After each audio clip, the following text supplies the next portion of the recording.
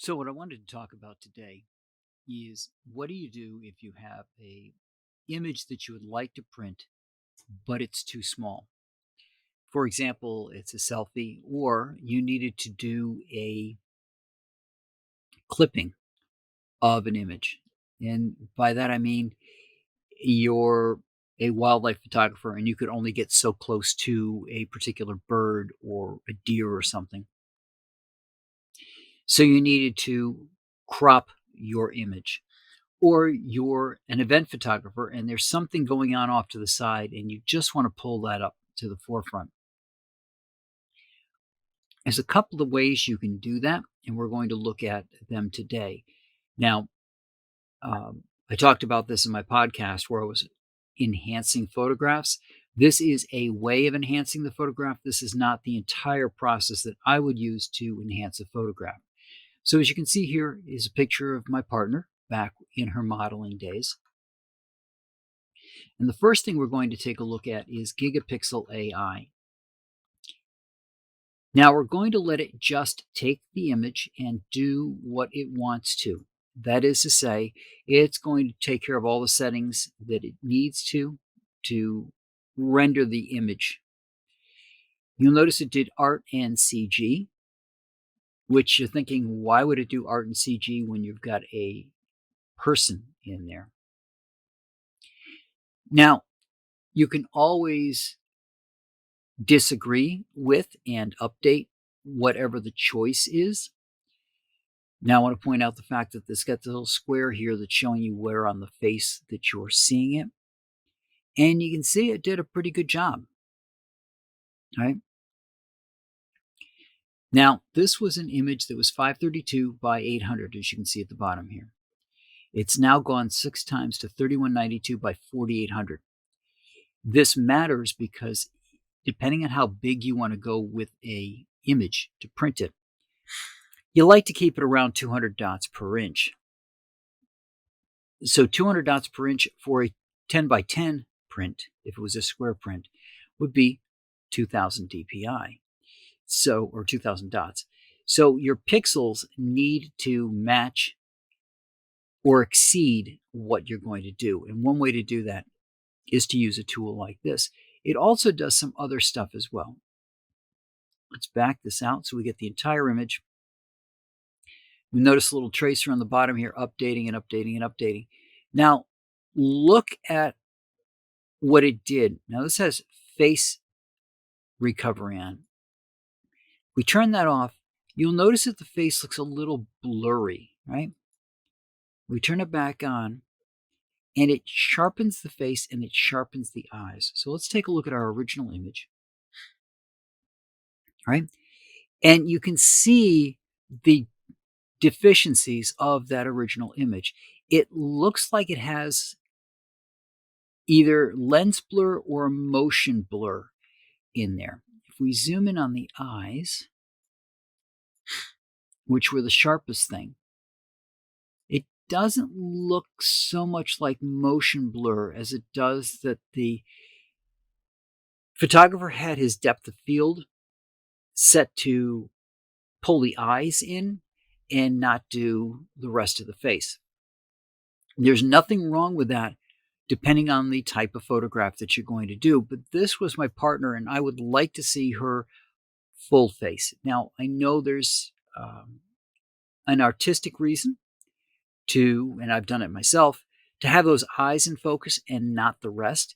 But I usually like to keep my depth of field so the face is still in focus. The eyes still draw you in by the way I compose the image, but at the same time, you still get the full look at the face. Now, this is a Topaz Labs product. They also make Photo AI, which is supposed to be kind of the be-all and end-all. It's going to handle everything for you. So we're going to drop that image in there. You can see it cycling through. And you can see the hair looks a little different here than it did before. But let's back out. Right? It Still looks better than the original. I don't think it looks quite as good as that one. To me, this looks sharper. Now, again, neither of these were done using anything other than the base settings, the AI doing what it wanted to do.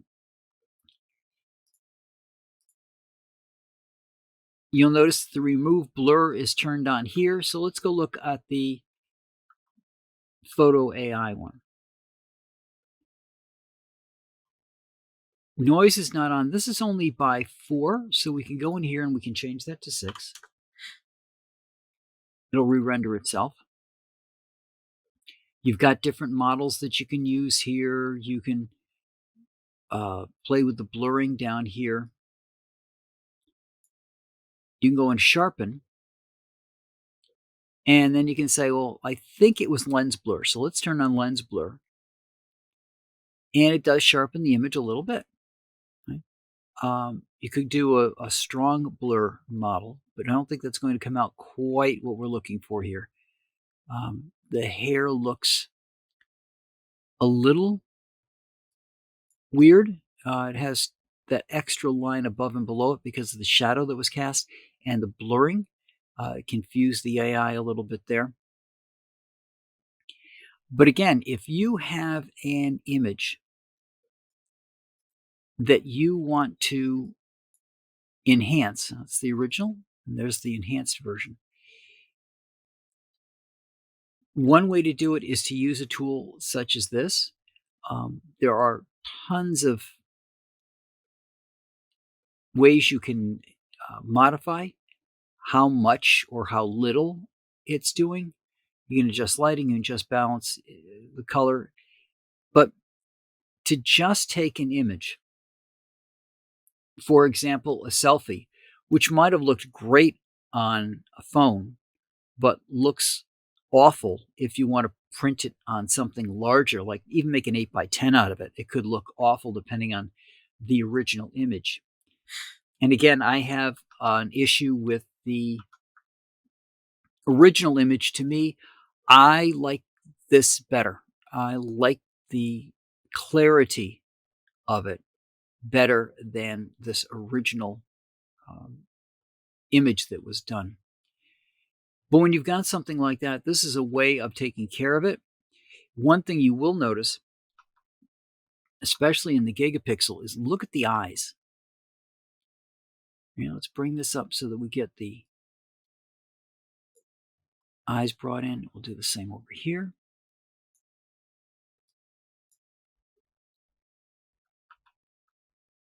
And just look at the difference in the eye. Right?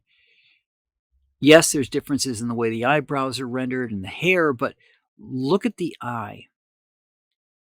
The eye really pops more now. The color looks sharper. It looks crisper than it did in the original image. And again, like I said, this isn't where I would end if I were going to do this. So if I were retouching this photograph, I would do some dodge and burn around the face to make it look more three-dimensional. Now, the reason it wouldn't look three-dimensional is depending upon how the lighting is hitting your subject, you can wash out the natural shadow that would occur to allow you to see a three-dimensional face, to see that curve like up at the top at the hairline. But by going through and doing dodge and burn and darkening the area around the face, you actually bring that curve back into the face, making it look more three-dimensional, making it look more realistic than the original photograph did. That and a few other things I would do to this photograph to enhance it. But using a tool like this is a quick way to get you started, give you a good starting point, and then you can go forward from there. And that's what I got for you guys this week. And I will talk to you guys all next week.